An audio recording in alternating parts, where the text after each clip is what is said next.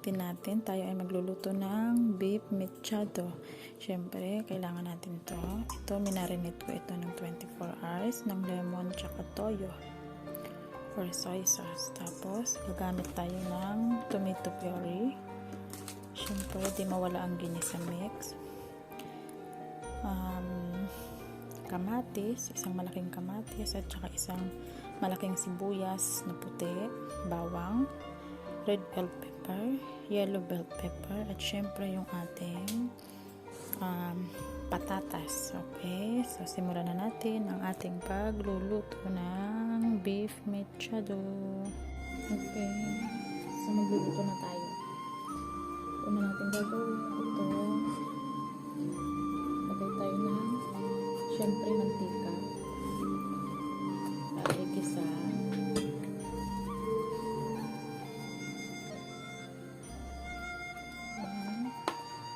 Then syempre medyo painitin natin siya ng konti. Syempre uunahin natin yung syempre itong sibuyas. So unahin natin siya dito.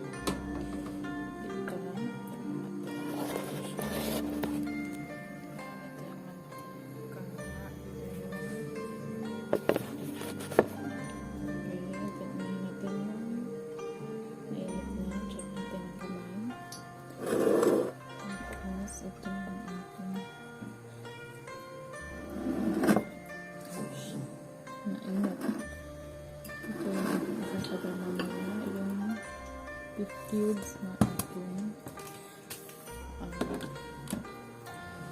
beef cubes na nilagay ko sa mainit na tubig para ito yung magsisilbi natin sa mga okay, sinabi na tayo ng sibuyas.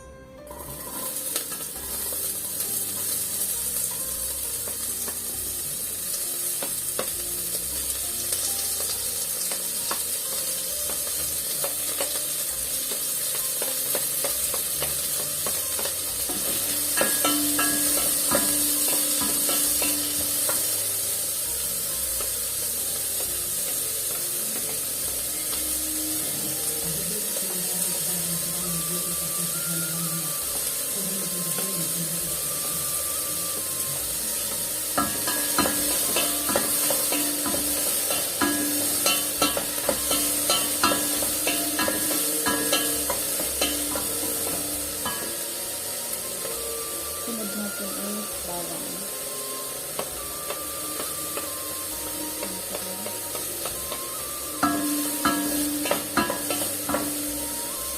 Ito ay napakadali lang na lutuin. Lahat ay mayroon mabibili nyo sa supermarket at hindi mahirap maghanap ng ingredients niya. Next, kamatis.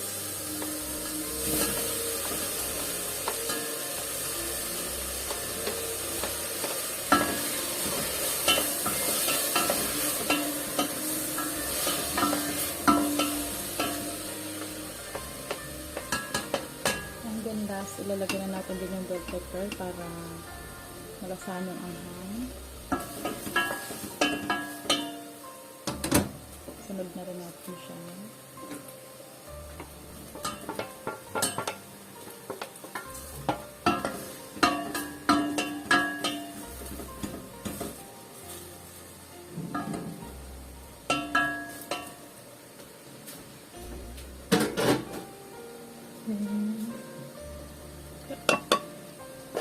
Ito po yung aking ginisa na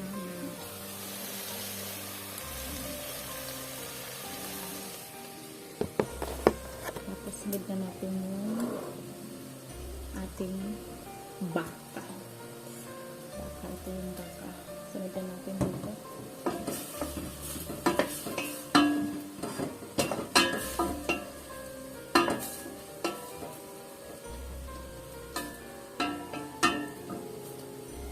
Medyo gisa lang natin siya. Antayin natin ng mga 1 minute pa bago natin ilagay yung baka.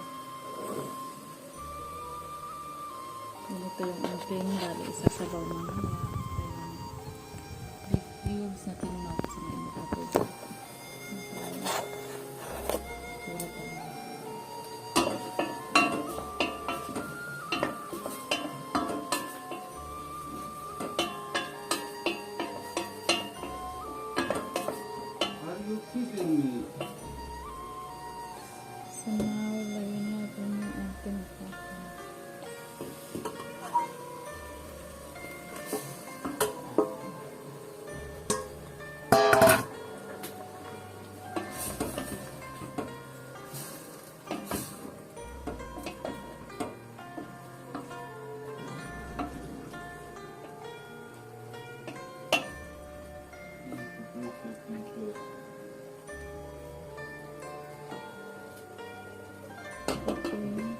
hayaan mo natin siya ng 5 minutes bago ko ilagay yung itong sabaw.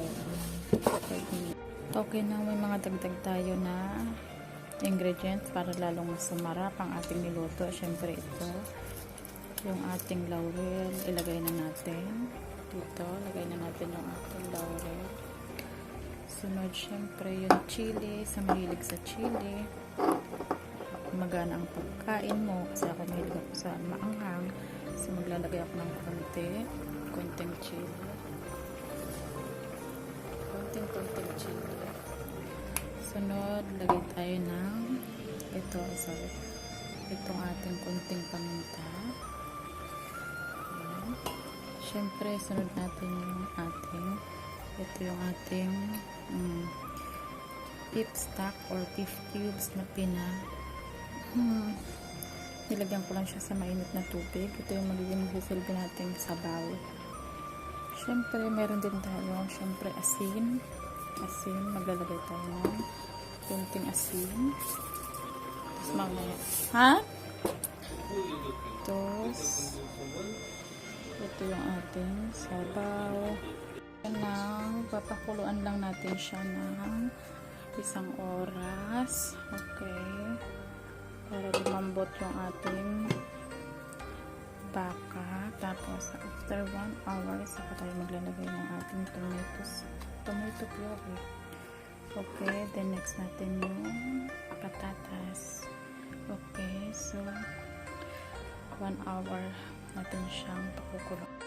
So now, ito na yun. Nailagay ko na yung ating tomato puree. Tapos next na natin yung patatas.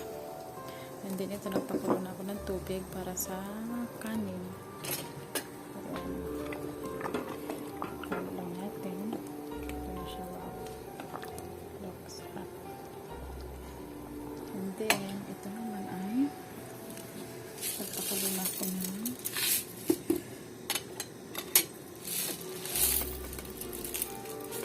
kanin. At ito ay maglalagay tayo ng asin. Ito yung asin. Kasi dito nilalagay nila ng asin. Ay, sorry. Pagtalit sila pa asin. Asin. Iba sila magsaing. Tapos, ito yung ating bigas. Ito yung ating bigas. Saing tayo. Ito yun, mamaya i-drain natin siya dyan pagkakulo ng bigas. Mga 12 minutes. 12 to 15 minutes natin siya. Ayan. Tapos, ibugasan natin ang aming bigas. So, tapos na lagyan natin, i-drain na natin siya. I-drain na natin siya dito. Ayan. Pag magsain sa kanila. Ayan, i-drain siya dyan. Tapos, hayaan lang siya na matuyo. Tapos, ready na siya ilagay sa pinggan. Iba kasi pag polish, pag magsaing sila, hindi tulad sa atin na pinapatagal natin sa kaldero. Hanggang sa maluto. Sa kanila, hindi ganyan. Pagkakulo. Mga 15 minutes. Ipakulo. Tapos, i-drain siya. Ganyan. Tapos, ready na siya ilagay sa plate. So, ayan na. Ready na siya. Ito siya. Ito na. Para tayong dalawa ng aking palalag. Ayan ang ating beef mechado tsaka rice. Walang ka-arte-arte. Wala tayong gulay. Yan lang. Rice tsaka yung beef.